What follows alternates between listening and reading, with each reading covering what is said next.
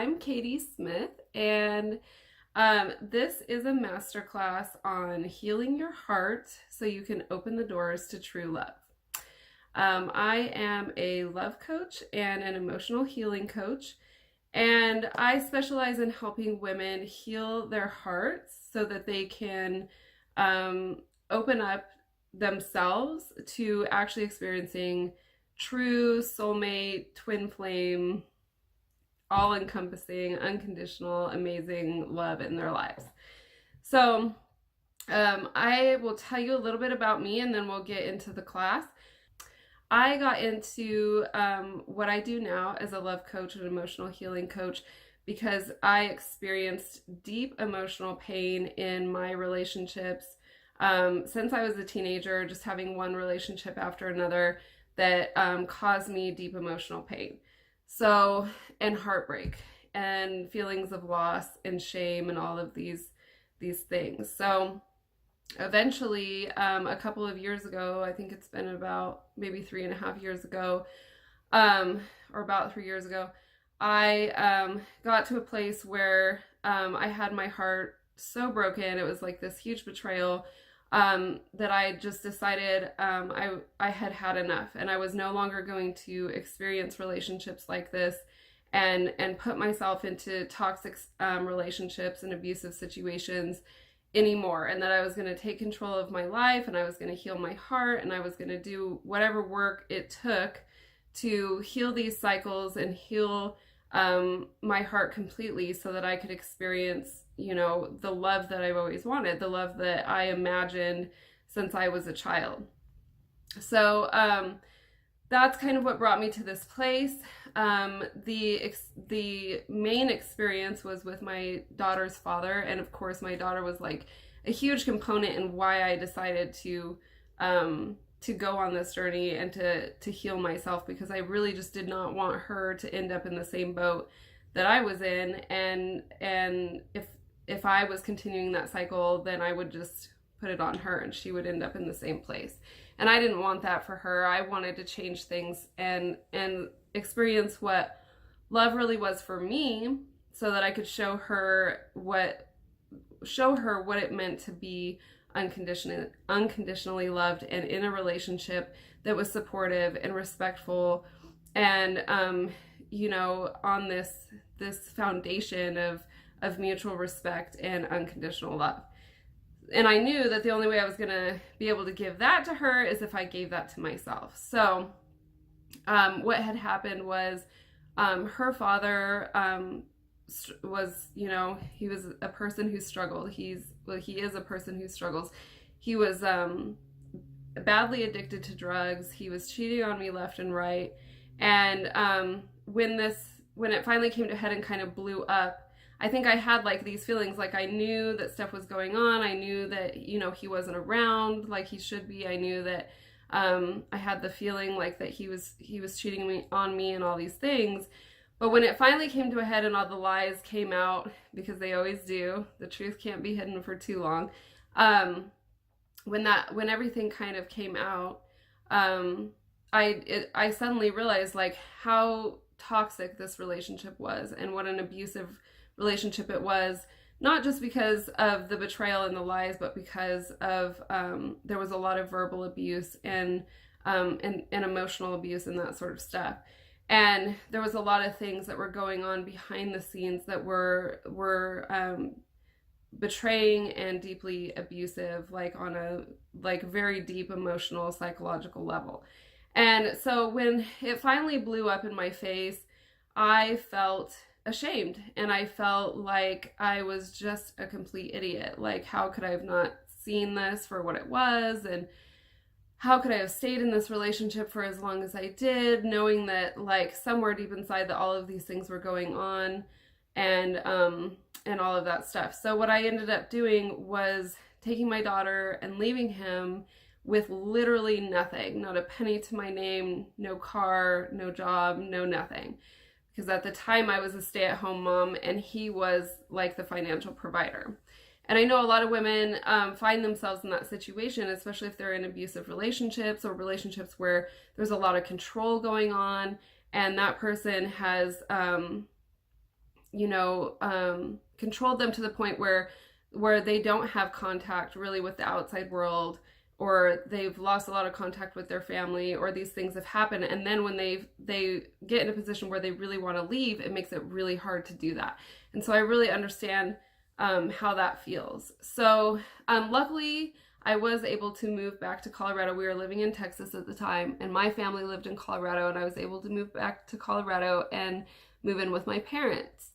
And this ended up being an ideal situation for me because living with my parents gave me the opportunity to heal my relationship with my parents, which was on very shaky ground. We had had a lot of trauma and problems in our relationship, and but moving back in with them, while it was really hard at first, I was able to heal my relationship with my parents, which essentially was a huge component in helping me heal my issues with relationships with men. Because 9 times out of 10, we all know that if you have issues in your romantic relationships, it's usually because of an underlying issue that happened in childhood, or an underlying issue that exists within your relationship with your parents. So that's what ended up happening to me. And I came back and I lived with my parents, and I just knew that that what I needed to do was take responsibility for my life, take control of my healing, because it was my responsibility to heal these things, and to forgive. Not to forgive for the other person, because I think sometimes we get caught up in like this idea of what forgiveness is, and that it can feel really hard, because it's almost like it feels like you're letting the person who did these things to you that you're really angry about and upset about, like you're letting them off the hook. And that's not what forgiveness is. So I did a lot of deep diving into what forgiveness was and how that played a role in my healing. And the truth is that forgiveness creates miracles, and it can heal everything for you. But if you go into it the mindset of like, I'm going to forgive because I don't want this energy in me anymore. I don't want to repeat these cycles. And the truth is as long as you haven't, if you're refusing to forgive, you will continue to repeat the cycle. And I knew that. And so I knew that like the only way I was gonna stop repeating these cycles was to forgive. So that was a big part of the healing, of my healing journey in this.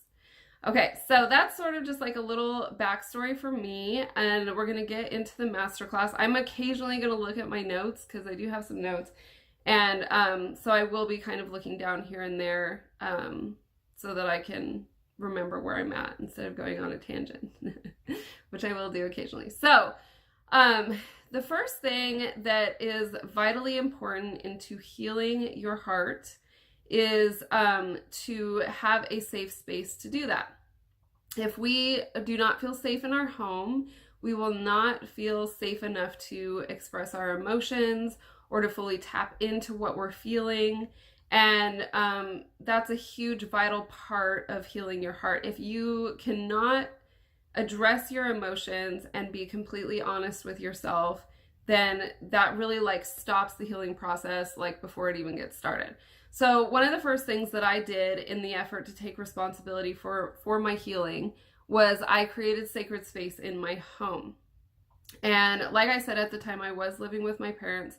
So I did this pretty much just like within the rooms that me and my daughter were staying in. So she had a room, and I just made sure that it was like beautiful and that it was clean, and that I had, I'm really into feng shui, so I made sure that it was set up in a certain way where energy could flow in and out freely. Everything I did for myself, I also did for my daughter, and to the extent that I was able to do that. So, and I did the same thing in my room. I set it up in a way where everything I looked at was things that I loved. I got rid of anything. Granted, I didn't have much because we came there with like literally 2 suitcases, but anything that reminded me of any sort of pain or made me feel sad in any kind of way, I removed it from our living space. I donated it, I got rid of it, whatever the case was. So that was really like the first thing that I did. And also within that, you know, I created a budget for myself. Which I now call wealth care instead of budget, because I really hate that word budget. So I call it wealth care. So it's basically like a budget. It's like a spending plan. So I was taking responsibility for my finances. I created like a daily to-do list every day, like a schedule, and I had a spiritual practice that I did every single morning. So these were the things that I did to create sacred space for myself and in my home to give me the feeling of security and safety. Because one of the biggest things was I felt so unsafe. I would have like recurring nightmares of her dad like somehow making it to Colorado and breaking into the house and stealing her and all these things. I would just have these terrible nightmares about stuff because I felt like incredibly unsafe. And that's a normal reaction after you've been in a severely toxic relationship. You develop fear, like extreme fear, because you no longer trust that person and you're not sure what they're capable of or what they're going to do, and it makes you feel very, very unsafe. So having a home where you feel safe is a key component to your healing. Doing this for myself then allowed me to move into other practices where I could really get to the root cause of my emotional pain, where I could express my emotions, where I could do meditations that allowed me to feel my emotions and release them. Okay, so that's the basic gist of the first step. The first step is creating sacred space in your home. It's removing items that make you feel insecure, that make you feel sad, that make you feel anything that isn't basically joy, just like Marie Kondo and her whole thing. That is really ultimately what it is, okay? And setting up your space so that it feels inviting and warm, and using colors that invoke healing. Whatever that is for you, you will know exactly what that is. Like in my entire life, I never liked pink. But when I started this healing journey, the color that spoke to me, that really became like the color of, or probably maybe always was the color of my soul, that came out for me. And I just surrounded myself in pink. And I still to this day do, because it is like the color of love and healing for me. And I think that color is different for everybody. So I just encourage you to find out what that color is for you and really surround yourself and your environment in that color as much as you possibly can. Okay, so that's tip number 1, create sacred space in your home. If you have children, do the same thing for them. You can ask them what color really speaks to them and incorporate that in their rooms. Just make sure that they have a space where they can feel comfortable and safe to express themselves. Okay, so next we're going to talk about, like, once you've created sacred space, what are some of the tools that you can use to help heal your heart and really begin to release those feelings that you're currently feeling. So I think the first and most important thing is to know that everything that you are feeling is okay. Like, you need to feel it. Like, it's okay to feel angry. It's okay to feel shame. It's okay to feel these feelings. They're part of the process and part of what you need to feel, because it's like your emotional body asking for your recognition. So I felt feelings of shame, extreme feelings of shame. I felt extremely angry. Pretty much all the feelings that I had felt over the years that I had sort of just pushed down, that had ended up becoming this cycle for me and resulted in this extremely toxic relationship that I ended up in. They all came out. So it was all this anger, it was all this shame, it was all this guilt. It was grief, like intense grief. And each one of those emotions I had to address and look at a little bit differently. So with I think the first emotion I really looked at was my anger, because that was like what was really there the most prevalently. I felt very, very angry. And so I looked at that anger and I wrote about it. Like that was my main tool that I use for healing, is writing things down. But I also really like felt the anger. Like I allowed it to be there. I accepted it for what it was, and I wrote down why I was angry. And I gave myself permission to feel that anger and to know that it was okay to feel it. Anger has always been sort of an emotion that I have struggled with, and that I didn't want to feel, because I don't like feeling angry toward other people. It feels like sort of an attack. But because I never addressed my anger in my previous relationships, or in my previous everyday experiences, that anger was very like extreme.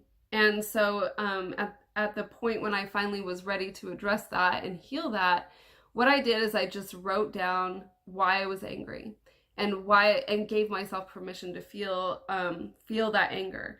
And I have had friends who dealt with their anger in different ways. So some of them would, like my daughter, what was healthy for her was punching her pillow. Like that really helped her with her anger. She really enjoyed doing that. So every time she started to feel really angry and go through these like sort of bursts of anger that she would experience, I would just have her punch her pillow, and then she would feel better. So that worked for her. I had a friend when I was younger who would go outside and like throw old dishes. Like the breaking thing like really helped her release her anger. So you've got to find what works for you, like what's going to help you release your anger. But the main point is to give yourself permission to do that, like to feel that anger. I think a lot of us really resist anger, and we don't want to feel it because it can feel very overpowering, and it can make us feel like we don't have control. It's one of those emotions that really can cause us to lose control or feel like we've lost control. But what I was able to do was realize that anger is like the element of anger is fire. So anger is a very healing emotion. If you allow yourself to feel it, it will burn off so much like low vibration, negative, things that might be like swimming around in there. It will burn all that up. And it's like a cleansing emotion if you allow yourself to feel it. It's very cleansing. So that's like a key thing to know. So that was the first thing I addressed, was my anger. And then from that anger, I realized that I was experiencing extreme grief. So 9 times out of 10, if you're experiencing anger, behind that anger is grief. But the important thing to know is that until you've dealt with the anger, the grief is going to be really hard to get to. Grief is an intense emotion, and most of us avoid feeling that emotion at all costs. That's like a really hard emotion to feel. It can be just heart-wrenching and actually cause like physical pain, like where your heart feels like it's in a vice and it's just like squeezing you from the inside. It's an intense feeling. So if you deal with your anger first, it really makes it easier for you to address the grief side of it. And how I did this was I wasn't aware that I was feeling grief. And I was feeling really, really depressed. And for like 3 days, I just didn't want to move. And eventually I realized that like, okay, I'm like seriously depressed, and there's a reason for this. So what is it? So I just kept asking that. And at the end of 3 days, like on the 3rd day, I realized I was feeling intense grief. And it happened to be raining outside that day. So I just went outside and I sat in the rain and I listened to like, Korn, which is like, Korn when I was a kid was like my favorite band. And it probably like still is to some degree. I don't really listen to that kind of music anymore. But when I'm experiencing like depression or grief, like that is probably like my go-to. Korn and Metallica. Those are like my go-to music people that I listen to, and just like it really helps me process my grief. And I remember that like from when I was a kid, that's how I would process my grief. When I was a teenager, I would like literally sit in my room and listen to corn and just cry. So that's what I did. I went and sat outside in the rain, which was like really healing because it was raining and water is so cleansing, and I was out in nature, so there's like this energy around me of just like the natural elements, and it's raining and it was a very cleansing experience. And I just sat outside and I listened to Korn and Metallica and just cried for like over an hour. And then after that, I felt so much better. Like my grief was able to pass through me, that feeling of loss, because I think we don't realize that when we have a relationship that has ended, and especially in such a way that it has left us feeling broken and alone and ashamed, that we experience loss. Like it's almost a loss of ourselves. And this can especially happen if you've been in abusive relationships and you felt like your entire identity was wrapped up in that relationship. Like you lose yourself when you go into relationships. And that's what's always happened to me, is that every time I would get into a relationship, I would lose my identity within that relationship. Like suddenly I was that relationship, and my world revolved around that relationship, and I didn't have anything really outside of that. And so every time these relationships would end, and all of my relationships have been toxic, not necessarily all of them were abusive, but they were toxic. They were heartbreaking really throughout the entire relationship, and ended in a heartbreaking way every single time. And so every single time I experienced loss, which means that I experienced grief, and I did not ever address that, not really. And so I just continued this cycle, and I continued this pattern until a few years ago when it really blew up in my face, and I like finally took responsibility for these feelings. So that's what I did, and I addressed that grief, and I felt it, and I allowed it to move through me. And it's really this process of just like surrendering to your emotions, surrendering to what you're feeling, surrendering to yourself, and just giving yourself permission to feel everything that you're going through, and rather than resisting it. Because as long as we resist our emotions, as long as we resist our feelings, as long as we tell ourselves, you shouldn't be feeling that, what's wrong with you? As long as we're saying that to ourselves, we are continuing the cycle. We will continue the pattern. We will continue to meet people who will not, respect us, who will not encourage us, who will not support us, who will not unconditionally love us, and who will abuse us. Because really, by resisting your own emotions and not acknowledging what you're feeling, that's a form of abuse to yourself. And I know that can feel kind of hard to hear, but that's ultimately like what ends up happening. The reason that I ended up in so many abusive and toxic relationships was because I was doing that to myself.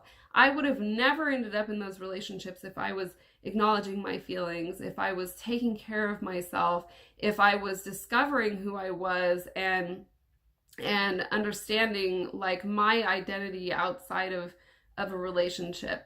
If I had a foundation of self-love and respect for myself, then I never would have attracted relationships with people who didn't like themselves, who were in pain just like I was, because we attract what we are, bottom line.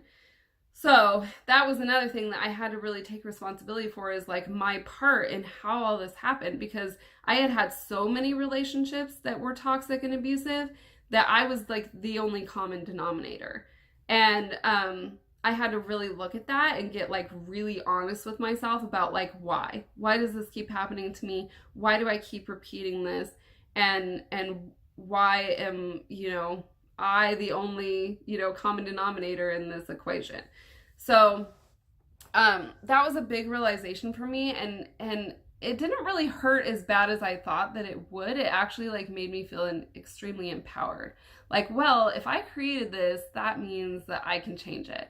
That means that I can do something different. That means that this is a cycle that I created, which I can break. I have the power to change this, bottom line. So it was really empowering for me to realize that I was the common denominator in all of my toxic relationships.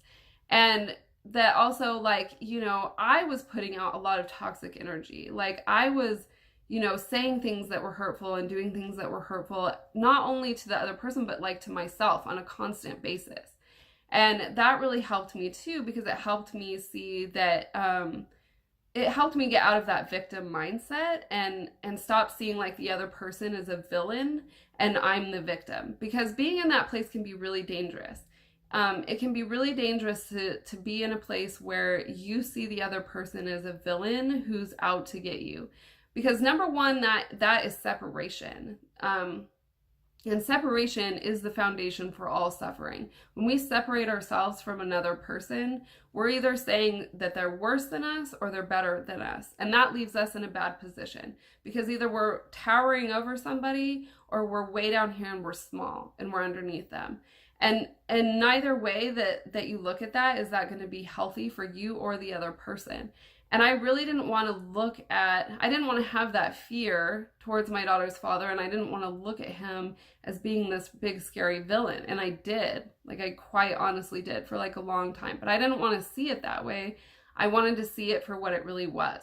And what it really was in every single one of my relationships, you know, including the one with my daughter's father, which was by far the worst one and the most abusive, in every single one of those relationships, that person was hurting just as badly or more than I was. They were in deep emotional pain. They hated themselves. They abused themselves, sometimes to like a very extreme degree, sometimes physically, like they were abusing themselves. So when I saw this for what it really was, and I saw that like this person is not some evil person who intentionally did horrible things to me, they're just a person in pain. They're a person in extreme pain. That really changed my outlook on, you know, what that relationship is about, why that person did those things to me. Because I think a big question that we often ask ourselves is why? Why did someone who said that they loved me cheat on me? Why did someone who said that they loved me go out all night and do all these drugs and, you know, sleep with whoever and leave me alone all the time taking care of the kids or whatever? You know, these things, why did they lie to me? These things are huge betrayals, and they feel terrible. And we always end up asking ourselves, like, why did they do that to me? I must be unlovable. I must be unworthy, you know, et cetera, et cetera. But that's not the truth. The truth is that this person did those things because they weren't really thinking about you, not in the sense that they didn't love you, because 9 times out of 10, like they didn't love themselves. They hate themselves. They are in extreme pain. And so all they can see is their pain. They're not seeing you because they can't. They can only see their own pain. And so they're acting out of this place of pain. And that's bottom line, like that's how it works. And that's especially how it works for men. I think women, even us women, when we're in a place of pain or self-loathing and self-hatred, we still consider like the other person's feelings. And we're sort of trained and bred to be people pleasers. So even when we are in a place of pain, we still are considering the other person's feelings. But men aren't trained to be in people pleasing mode and to see other people's feelings. That's not like how our society has it set up. So when they're in pain, they can't see anything outside their pain. And they do all this crazy stuff, all these terrible things, and they lie, and they do all these things because they're acting out of their pain, and they can't see anything outside of that. Now, that's not an excuse for their behavior. Like, their behavior, they need to take responsibility for it, and that's up to them whether they do that or not. It's certainly not an excuse, but it offers you something.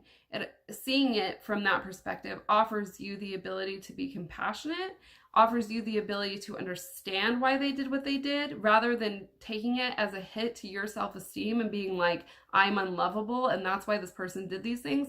You can understand that that's not the case. That person feels unlovable and that's why they did those things. It literally has nothing to do with you and how lovable you are. And so that is a freeing thing. This is for you. This is for you to understand their pain. That helps you get past the thought process that you are unlovable and unworthy and somehow broken and not worthy of being loved. And that's a really bad place to be in. So if you're able to see the other person's intentions and actions only coming from a place of their own pain rather than like a personal hit towards you, it can really change things for you, and it can really change how you move forward in your life. Okay, so then after dealing with the grief and starting to understand why this happened to you, both in the sense of owning your pattern and owning your cycle, and in the sense of this was not personal, and it did not happen to you because you're unworthy or unlovable. Like literally the opposite is true. You are totally worthy of love, and you are totally lovable. And the more you can tell yourself that every day and start to believe it, the more that your heart will be able to open and feel safe to be vulnerable and open and loving with someone who is going to be deserving of your love, and also who is going to return your love. Okay, so compassion and forgiveness are a huge key component in that. You cannot attract or hold space for soulmate twin flame love if you have not forgiven your past relationships. If you have not forgiven those people, those partners that you shared time with who hurt you, if you have not forgiven them, you cannot hold space for a new and beautiful relationship, the one that you want. Okay, so that's like a huge part. So there are several ways to do this.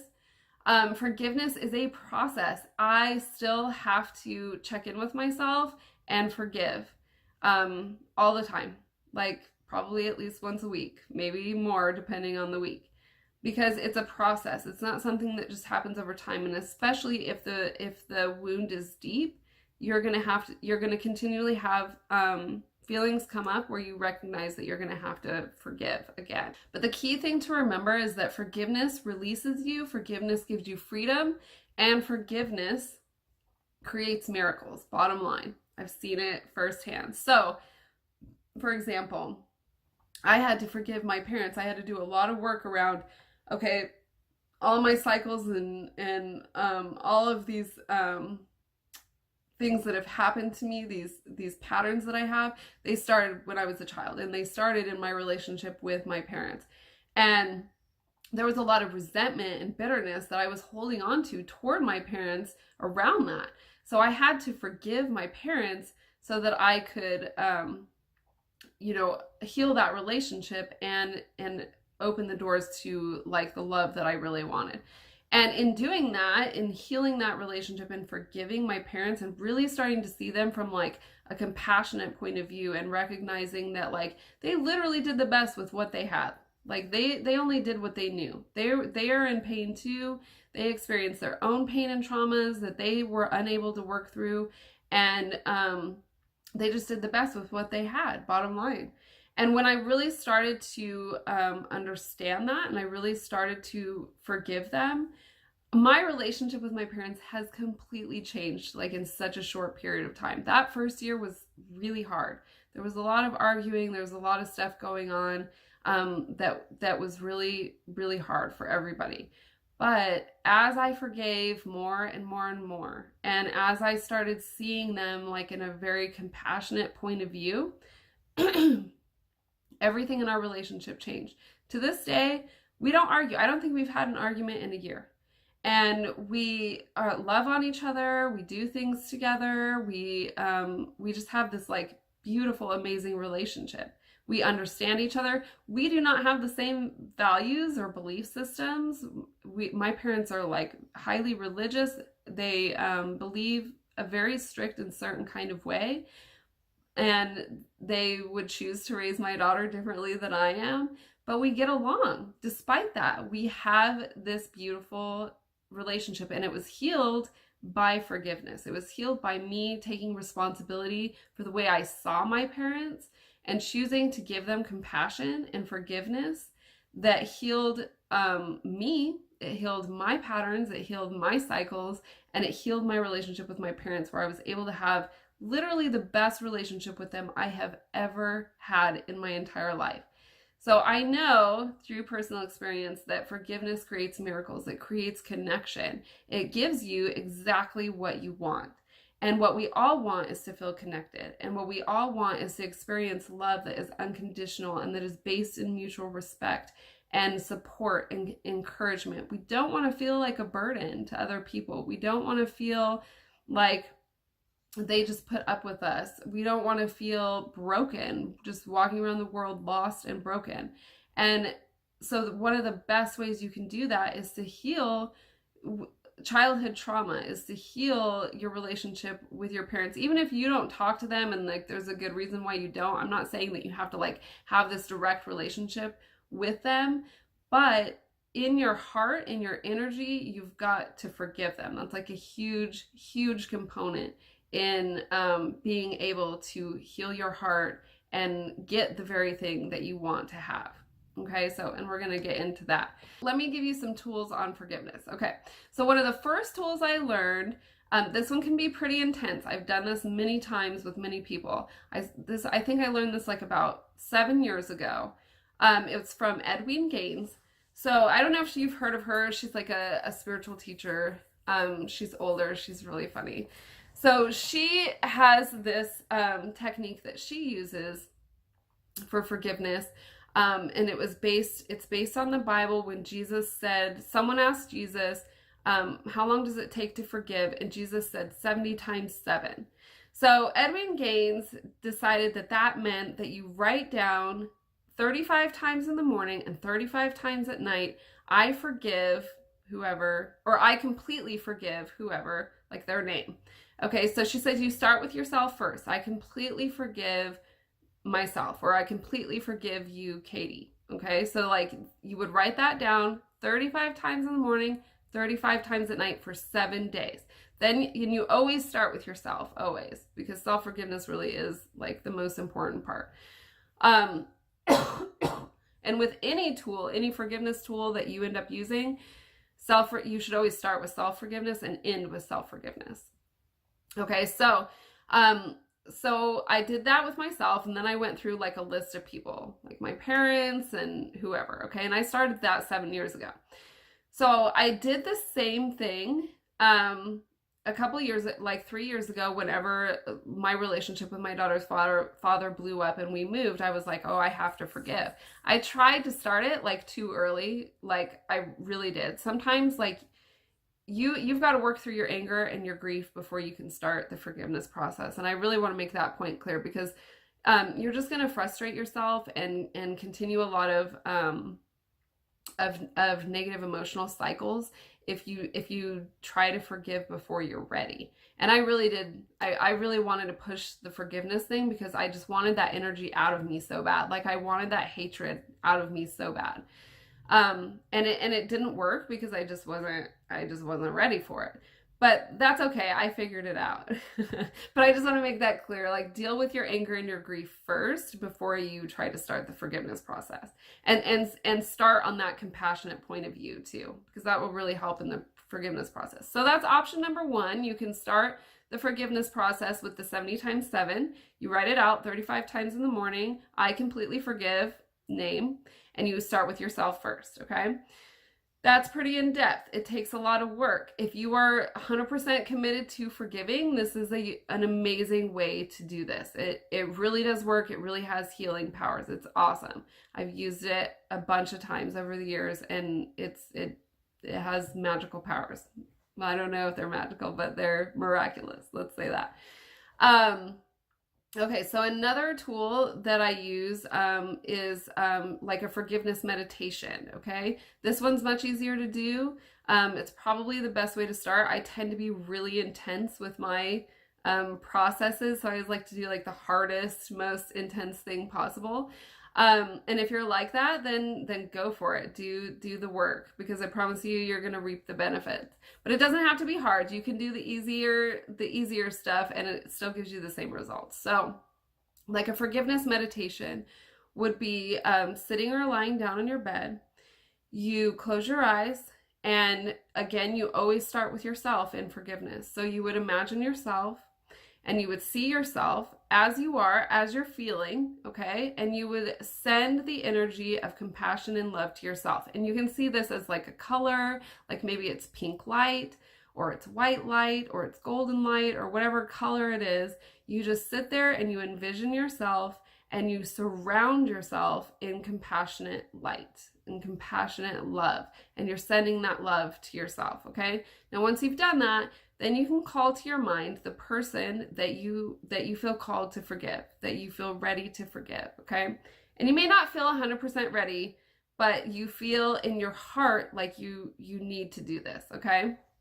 So you can call to your mind that person, and in your mind's eye, you have them sitting in front of you and to a distance of whatever is comfortable for you, because sometimes you want to kind of like have them like away from you a little bit. Okay, and so you're going to do the same thing. You're going to have them sitting as far away from you as comfortable, within seeing range. You're going to see them. You're going to look at them. You're going to feel compassion, and you're going to send that compassionate healing light toward them while you're saying, I forgive you. And I forgot to mention that when you're doing it with yourself, like say, I forgive you too. So with the other person, you're going to say, I forgive you, whatever their name is, okay? And you're just going to say that over and over and over. And you're going to stay in that meditation, sending light, sending compassionate feelings, saying, I forgive you, until you feel complete on it. That could be like 5-10 minutes or 15 or however long it is for you. Or if you feel like extremely uncomfortable, that's a sign that you probably need to just take a step back and try it again like the next day, okay? So just do it until you feel very uncomfortable, or quit if you feel very uncomfortable. Otherwise, do it until you feel sort of this completion, okay? The third thing that isn't necessarily like a forgiveness technique, but is very helpful in the forgiveness process, is cord cutting. This was like huge for me, and I taught it to my daughter as well, and it's like really, really helped us both. So what ends up happening is that with everyone we meet, and sometimes even people that we don't, we have these cords. We have these energetic cords that were created between us and another person. These cords can be extremely strong if there's a lot of emotional charge like between us and another person. So especially people that you've been in relationships with, there's going to be this energetic cord that was created, and unless you consciously cut it off, it's always going to be there, and there's always going to be this energy passing back and forth. This is vital in your forgiveness process, to cut the cord, because without doing that, you're going to continually feed off of this energy, and this energy is going to keep coming back and forth, and you're just going to have to keep re-forgiving. Now, like I said, forgiveness is a process, and so you are going to have to keep re-forgiving to a degree, but you can cut down on that emotional charge intensely and make your forgiveness process way, way easier if you cut the cord, okay? And do this with everyone who comes to your mind. Like, I don't care who it is. Friends, people you met that suddenly enter your mind, like, especially if, again, there's an emotional charge, and especially your relationships or whoever you're trying to forgive. Now, again, everything's a process, and I've had to do the cord cutting thing with people over and over, especially my daughter's father, because that cord somehow gets like remanifested. Like if I talk to him, or he wants to call Ayana or whatever, like these things happen, and that cord gets it comes back. Okay, so you're gonna have to do it a few times. Sometimes we don't even see the cords that are there, and there can be multiple cords. So cord cutting process, how it works. Again, it's meditative. So you'll want to sit or lie down. You do the same thing as in the forgiveness meditation. You just imagine that person in front of you. And usually I like to do it standing up, because for me, it's very chakra related. That's where the cords are. They're going to be in one of my chakras. So I like to, in my head, imagine that I'm standing and that the other person is standing in front of me. And then I see where the cords are. I just scan my body and I look for the cord. Okay, and a lot of times it's going to be in my heart. It can be in my sacral chakra, which is just below the belly button, my root chakra, at the base of my spine, my pelvic bone.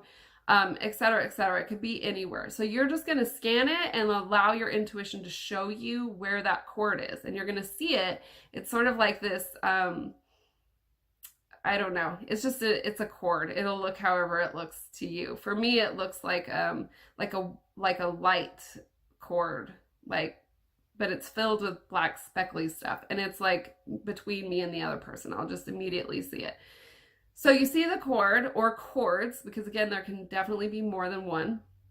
And you imagine yourself with like a big, huge gold sword, and you raise that sword up above your head and you bring it down and you cut the cords. And then you imagine the cords falling down to the ground and turning to ash or light, however it looks to you, and feel the feelings as this happens. So do it slowly, do it meditatively in your head, make sure you're breathing through the process, and do it so that you are feeling all the feelings that come up, okay? So again, like send compassion to the person. As you're cutting the cord, feel the release, watch the cord like go away and know that it's gone, okay? So that is like vital. And I would honestly highly recommend doing that before you even start any forgiveness process. It'll really make it easier. I didn't find out about cord cutting until like 2 years after I had started my forgiveness thing. So, but it like would have made a huge difference in how long, or like the way that I felt during my forgiveness process. Okay, so those are a couple of my tools for forgiveness, and for cutting the cords. I have a course coming up. It's just like a online course, do-it-yourself course coming up with, it's called I Am Heart Healing. It's based on what I'm talking about in this masterclass, but it goes like way more in depth, and I give you more tools for forgiveness and another way of doing the cord cutting and that sort of thing. So if you want to get in on that course, it's going to be available like later toward the end of the spring, and you can just click the button below to subscribe to the wait list. Okay, so you can get the info on that. Okay, so and I am going to give you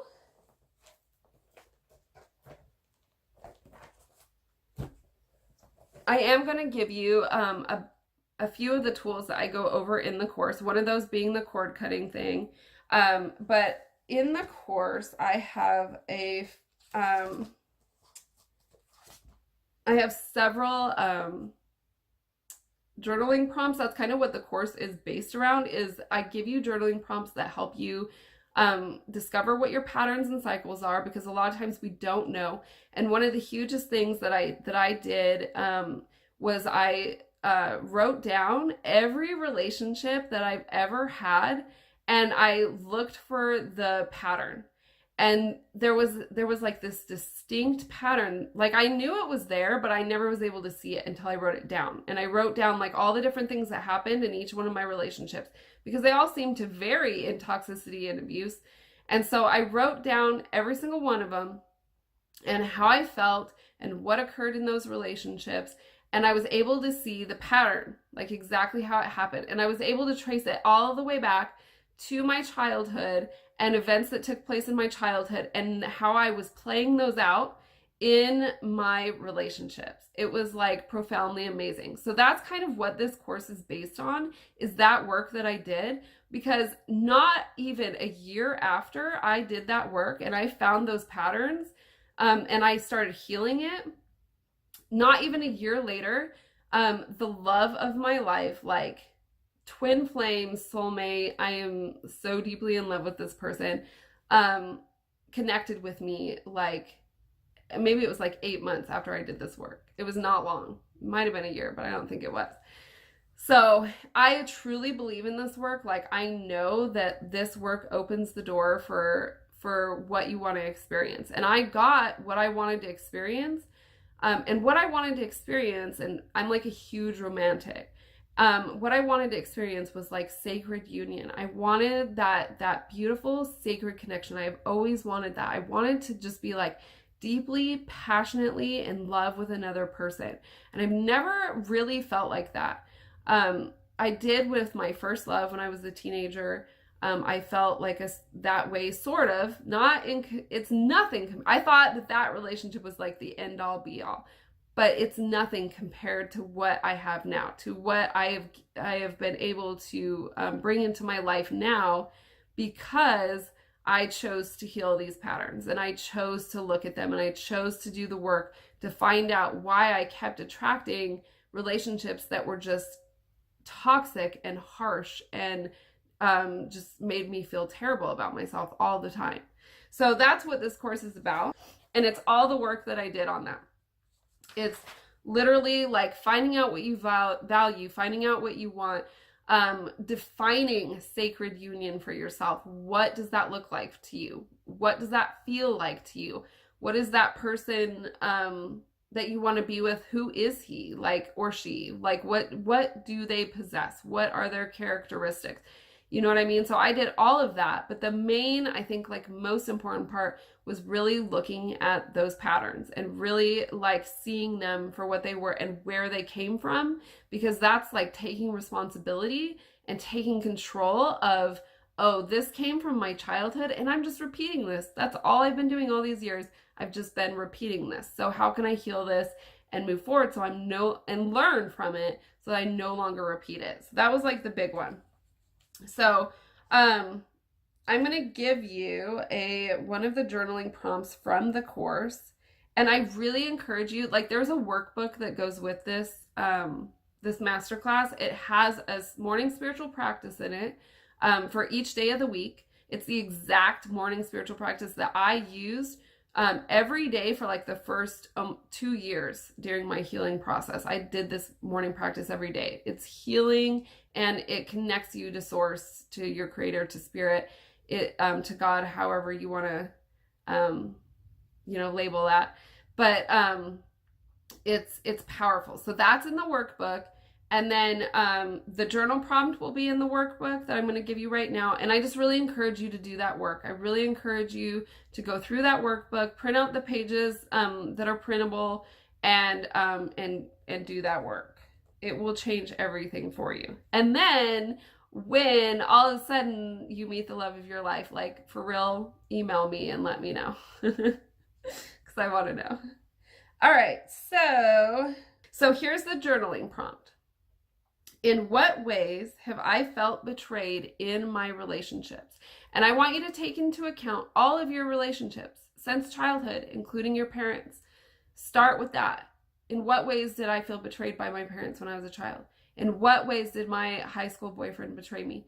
And, and go through the line. Some people only have one relationship, and that's, where they were betrayed. But I promise you that if you look before that relationship, at your relationship with your parents, you will see that it started before that relationship. So, and it may not have been your parents. Your parents may not have betrayed you at all. It may have been an uncle or like a friend, a childhood friend. But be open and really dive deep into that and look and see where you felt betrayal, where you felt loss, where you felt grief. Usually where there is loss, there is also a feeling of betrayal. Not always, but those two often do go hand in hand. So keep an open mind and look through that for yourself. So the question again, write this down in your journal and then just like free flow write whatever you can think of, okay? So in what ways have I felt betrayed in my relationships? And really be willing to look at that, because eventually, once you're able to write all that information down, you'll start to see a pattern, and you'll start to see like where that came from and how you're replaying that.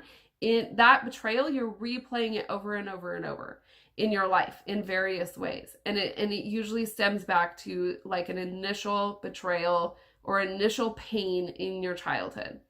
So that alone, if you do the work around that alone will change everything for you. Being able to find that pattern and the source of that pattern, that source of disconnection, because what betrayal is it's, especially in childhood, it's our initial awareness that we are somehow separate, from our parents, from other people, that we are unworthy, we are not good enough, and we feel this sense of shame. And that shame automatically disconnects.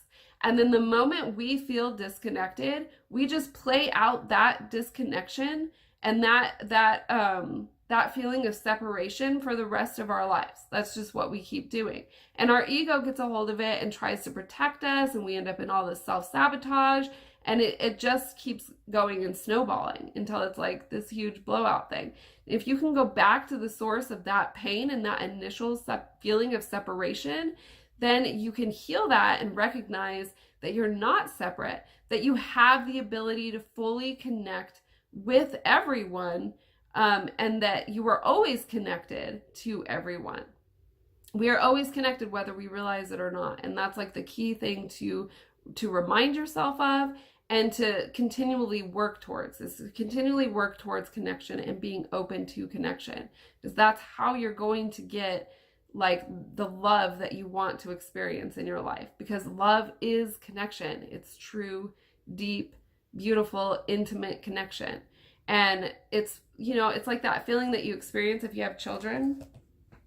If you don't, I'm super sorry for this example, but if you have children and when they're born, like you experience this sense of deep, like connection, deep love, as if you are one with that child. And that feeling is not just like, you know, mutually exclusive to feeling that with a child. That's the feeling that we're supposed to feel with everyone in our lives.